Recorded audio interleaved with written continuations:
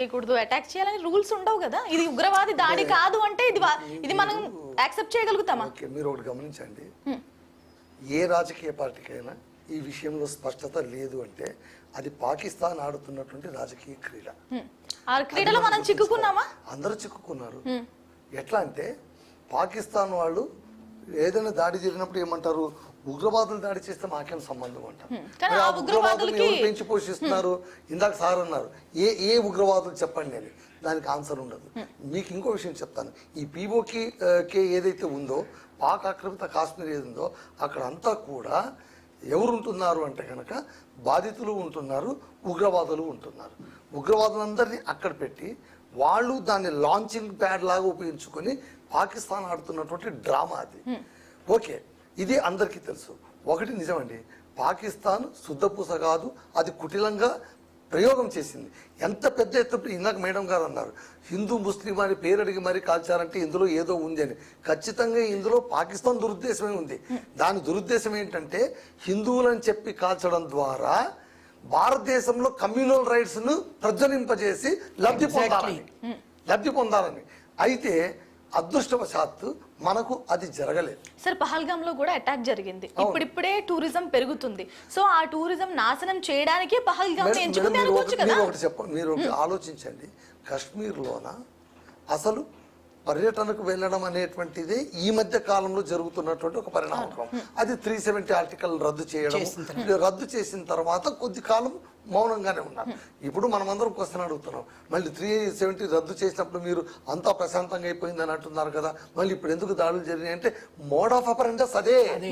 ఉగ్రవాదుల mode of అపరెండస్ ఏంటి? ఇప్పుడు ఇంత దాడులు చేస్తారు, పహల్గామ్ దాడులు చేశారు, వెంటనే మేము రిటాలియేషన్ చేయకపోయినా వాళ్ళు ఏం చేసేవాళ్ళు కాదు. మళ్ళీ వాళ్ళు ఎప్పుడు చేస్తారు, ఈ ఘటనంతా మర్చిపోయిన తర్వాత ఇంకొక అటాక్ చేస్తారు. వాళ్ళు వెనువెంటనే మన ఆవేశం అంతా. ఇప్పుడు పహల్గామ్ దాడి జరిగిన తర్వాత రక్తం కొత్త ఉడికిపోయింది మనకు. కాకపోతే ఏంటంటే అప్పుడు రిటాలియేషన్ అనే ఒక స్టెప్ తీసుకొనింది భారత్. అయితే ఇప్పుడు ఎక్కడ చిక్కు వస్తుందంటే రెండు దేశాలు కూడా దీన్ని యుద్ధం అని చెప్పట్లేదు. మీరు చాలా జాగ్రత్తగా గమనించండి. పాక్ కూడా ఏమంటుంది, అది కాల్పుల విరమణ అది అంగీకరించలేదు. అదేమనిందంటే కాల్పుల విరమణను భారతదేశం ప్రతిపాదించింది. ఎప్పుడు ప్రతిపాదించింది? మా స్థావరాలపైన దాడులు చేసిన తర్వాత యుద్ధాన్ని విరమిద్దామా అని. అయితే ఇక్కడ ఏంటి, ప్రపంచం దృష్టిలో మనం భారతీయులు తెచ్చింది ఏంటి, వాళ్ళు పహల్గామ్ దాడి చేశారు, మనం రిటాలియేషన్ చేశాం, అయిపోయింది, బర్బాద్ అయిపోయింది. ఇప్పుడు మనం ఇంకా వద్దు, ఇంకా కాల్పులు విరమణ అనేటువంటి స్టేజ్లో మన వాళ్ళ మైండ్ సెట్. వాళ్ళు పహల్గామ్ను మర్చిపోయారు, వాళ్ళ దృష్టి పహల్గామ్ లేదు, భారతదేశం దాడి చేసింది అంటారు. అది ప్రతి దాడి అని వాళ్ళకి గుర్తు రావట్లేదు. చూసారా, పాకిస్తాన్ చేసిందని వాళ్ళ అభిప్రాయం కాదు కదా, ఉగ్రదాడిగా వాళ్ళు భావిస్తున్నారు కదా.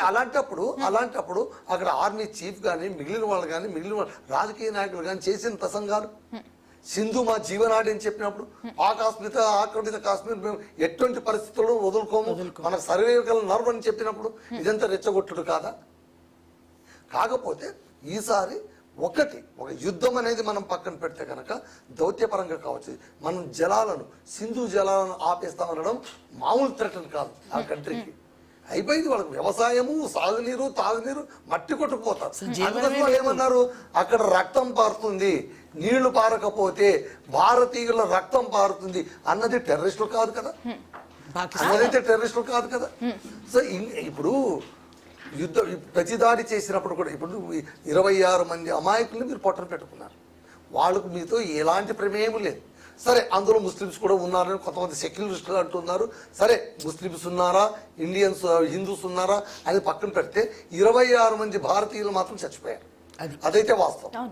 ఓకేనా, వాళ్ళు భారతీయులను కూడా బైఫర్కేట్ చేసి చంపారు, అది వాళ్ళ గొప్పతనం. వాళ్ళు భారతీయులను చంపలేదు, మేము హిందువులను చంపామని లేబుల్ వేశారు. ఎందుకు? ఇక్కడ హిందూ ముస్లిం కమ్యూనిటీస్ పెరగాలి. కాకపోతే ఇక్కడ ఉన్న ముస్లిమ్స్ మేము ఇండియన్ ముస్లిమ్స్ అని చెప్పుకున్నారు. సరే, ఇక్కడున్న గవర్నమెంట్కు భయపడో లేకుంటే ప్రజలకు భయపడో ఎమోషన్కి భయపడో వీఆర్ ఇండియన్ ముస్లిమ్స్ అని చెప్పుకున్నారు. మళ్ళీ ఇంత కాంప్లికేటెడ్గా ఉన్నప్పుడు ఒకటి ఎన్డీఏ గవర్నమెంట్ దాన్ని కాస్త రొమాంటిసైజ్ చేయకుండా ఉండింటే బాగుంటుంది, దాన్ని వైభవీకరించకుండా ఉండింటే బాగుండేది. దాడికి ప్రతి దాడి, అసలు యుద్ధాలు రిటాలియేషన్స్ ఎంత సైలెంట్ గా జరిగిపోతాయి, ఫట్టని కొట్టుపడేస్తారు. దాన్ని ఎంత ఎగ్జాగరేట్ చేశామండి. మీరు మీడియా చూసారా? మీరు జరిగిన తర్వాత చూసారు. జరిగిన తర్వాత మళ్ళీ అదే చెప్పి ఇప్పుడు జరిగిన తర్వాత ఎవరైనా పెద్ద ఆర్భాటంగా చూపిస్తూ ఉంటారు. ఇప్పుడు దాని ఏమైపోయింది, ఇప్పుడు ఎట్లా ఉంటుందంటే పహల్గామ్ దాడి జరిగిన తర్వాత రిటాలియేషన్ చేసిన తర్వాత మీ ఛాతి ఉప్పొంగిది కదా, అందరూ మిమ్మల్ని పొగిడారు కదా, ఆ పొగడతలు మీరు ఆనందంగా స్వీకరించారు కదా. అది ఎక్కడ ఆగుతుందన్న ఆలోచన అప్పట్లో ఎవరికీ లేదు. అంతెందుకు ఇంత మాట్లాడే కాంగ్రెస్ ప్రభుత్వ పక్షం కూడా ఎదురు మాట్లాడడానికి భయపడింది. మల్లికార్జున ఖర్గే ఒక సన్నాయిని ఒక నొక్కారు. ఏంటి, అఖిలపక్ష సమావేశానికి మళ్ళీ ప్రధానమంత్రి రాకుండా ఆయన అక్కడ బీహార్ ఎలక్షన్ పోతారంటే ఏం మాట్లాడతావు నువ్వు మాట్లాడాలంటే దేశ ప్రజలందరూ కాంగ్రెస్ నువ్వేమి ఇట్లా మాట్లాడుతావు కానీ వాళ్ళు సర్దుకున్నారు. వాళ్ళు ఏమన్నారు, విపత్కర సమయంలో మేము అండగా నిలుస్తాము. ఎవరు వ్యతిరేకంగా నిలబడ్డారు. ఇప్పుడు ఏమైపోయింది అంటే యుద్ధం కథ ముగిసిపోయింది అని ఎప్పుడైతే తేలిందో అసలైన పోస్ట్ మార్టం ఇప్పుడు మొదలైంది. కరెక్టే, యుద్ధం ముగిసిపోయిందా అంటే ఓకే, ఇప్పుడు యుద్ధం కాదంటున్నారు, యుద్ధం ముగిసిపోయింది అంటున్నారు. కాల్పుల విరమణ అన్న తర్వాత ఆపరేషన్ సింధూర్ కొనసాగుతుందని ఎందుకు అనాలి prime minister? What is his real idea? Right అండి, రైట్. ప్రేమ్ గాంధీ గారు చెప్పండి. యుద్ధం ముగిసిందా? ఇప్పుడు ప్రధానమంత్రి గారు డైరెక్ట్ గా వారే చెప్పారు ఆపరేషన్ సింధూర్ కొనసాగుతుంది. తాత్కాలికంగా ఏదైతే ఉన్నటువంటి కాల్పులకు సంబంధించినటువంటి అంశం మాత్రమే ఇవ్వడం. అందులో ఒక చిన్న లొసుగు పెట్టిరు, ఒకవేళ ఉగ్రవాది దాడి చేసినా అది మేము పాకిస్తాన్ దాడిగానే భావిస్తాము. పాకిస్తాన్ యుద్ధంగా లేలే ఉగ్రవాదులు దాడి చేసిన, ఇప్పుడు పాకిస్తాన్ నుంచి ఉగ్రవాదులు దాడి చేసినా ఏ దాడినైనా మేము పాకిస్తాన్ దాడిగానే భావిస్తాము, మళ్ళా మేము సంసిద్ధమైనటువంటి అంశం అని చెప్పి క్లియర్ గా చెప్పడం జరిగింది. ఇంకొకటి 8 గంటలకు ప్రధానమంత్రి నరేంద్ర మోడీ గారు ప్రతి అంశాన్ని విశ్లేషి అన్ని చెప్తారు. ఏ మాత్రం ప్రతి దానికి చెప్పేటువంటి అవకాశం ఉంది. ఇప్పుడే మనం 100 అనుకోవాల్సినటువంటి అవసరం లేదు. జరిగినటువంటి విషయం అన్ని చెప్తారా? ట్రంప్ ఎందుకు ముందే ట్వీట్ చేశారో కూడా చెప్తారా? ప్రేమ్ గాంధీ గారు, ట్రంప్ ఎందుకు ముందే ట్వీట్ చేశారో కూడా చెప్తారా? ఇప్పుడు అది ట్రంప్ ను పోయి అడగండి, మేమేం చెప్తాం దానికి? ఎవరు చేయాల్సిన ట్వీట్ ఎవరు చేశారో కూడా చెప్పాలి కదా. ట్రంప్ ను అడగండి ఎందుకు అత్యుత్సాహం చేసిండు, ఎందుకు అడిగిందని. అందుకోసమే డైరెక్ట్ ప్రజలు చెప్తా ఉన్నారు కదా. ఆయన ట్వీట్ కన్నా ముందే నరేంద్ర మోడీ గారు ట్వీట్ చేసిరు, అది మాట్లాడరు ఎవరు? నరేంద్ర మోడీ గారు కూడా ట్వీట్ చేసిరు కదా. ట్రంప్ కన్నా ముందే ట్వీట్ ఉంది కదా నరేంద్ర మోడీ గారిది. చెప్పండి ముందు, తర్వాత ట్రంప్ కట్టుకోండి. రైట్ గౌతమ్ ప్రసాద్ గారు, నేను ఒకదాన్నే కదా, దేశంలో చాలా మంది వెళ్ళాలి మరి ట్రంప్ దగ్గరికి. ట్రంప్ దగ్గరికి అందరూ వెళ్ళాలి, భారతదేశం అంతా. నరేంద్ర మోడీ గారు ముందు ఏమన్నారు అది కూడా చూడాలి. వారు కూడా ట్వీట్ చేసిరా ముందే, వారి తర్వాత ట్రంప్ ట్వీట్ చేసింది. చేశాడు, మేము ఇద్దరం విరమించుకున్నాం యుద్ధాన్ని చేశారా? గౌతమ్ ప్రసాద్ గారు, యుద్ధం ఉందా అంటే ఏంటి సమాధానం ఏంటి?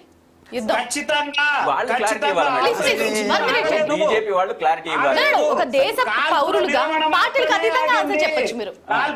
నేనేమంటున్నానంటే ప్రేమ్ గాంధీ గారు ప్లీజ్. ఈ రోజు వాళ్ళు యుద్ధం చేశాము అని చెప్పేసి వాళ్ళు క్లారిటీ ఇవ్వట్లేదు. అదే విధంగా ప్రతి దాడులు చేశామని చెప్పేసి దాంట్లో కూడా ఒక డైలమా ఉన్న పరిస్థితి ఉంది. కాబట్టి ఇప్పుడు సీజ్ ఫైర్ అని చెప్పేసి మేము ప్రకటించేశాము, ఇద్దరిని ఒప్పించేశామని చెప్పేసి మాట్లాడిందేమో అమెరికా. ఇక ఇక్కడ ఎవరికి సమాధానం చెప్పాలన్నా కూడా అర్థం కాని పరిస్థితి.